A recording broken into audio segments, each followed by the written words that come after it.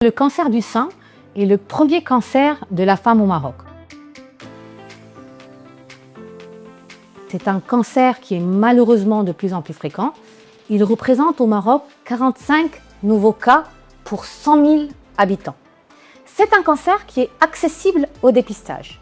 Alors, il faut savoir qu'au Maroc, le dépistage est géré par la Fondation Leila Selma qui invite toute femme entre 45 et 69 ans à se faire dépister et ceci se fait gratuitement. Il y a plusieurs facteurs de risque du cancer du sein que sont, premièrement, les antécédents familiaux.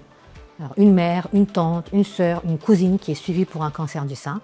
On a l'obésité, la sédentarité, le tabac, l'absence d'allaitement maternel ou encore l'absence de fécondité. Toute femme doit consulter son gynéco une fois par an pour un examen gynéco-mammaire complet.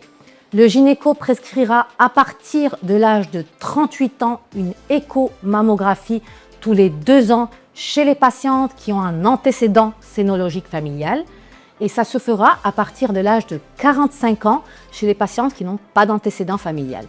De temps en temps, on peut avoir recours à l'IRM mammaire si l'échomammographie n'est pas concluante. Alors, en plus de la consultation annuelle chez le gynéco, toute patiente doit apprendre à se palper les seins toute seule, idéalement une fois par mois après sa période menstruelle.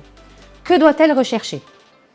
Un nodule, une masse, une grosseur au niveau de son sein, un écoulement au niveau du mamelon, que ce soit du lait, du sang, du liquide, une modification au niveau de ce mamelon, que ce soit une éversion, une rétraction mamelonnaire, une modification au niveau de la peau, une peau d'orange, une rougeur, une lésion cutanée ou encore une adénopathie, c'est-à-dire un ganglion au niveau de l'aisselle en dehors d'un ganglion qu'elle pourrait retrouver post-épilation ou post-changement de déodorant ou autre. Donc pour finir, j'encourage toute femme qui présente un signe suspect au niveau du sein à consulter rapidement et ne pas oublier de se faire dépister et de consulter une fois par an et d'avoir recours à son échomammo à partir de l'âge de 38 ans ou de 45 ans chez les femmes qui n'ont pas d'antécédents.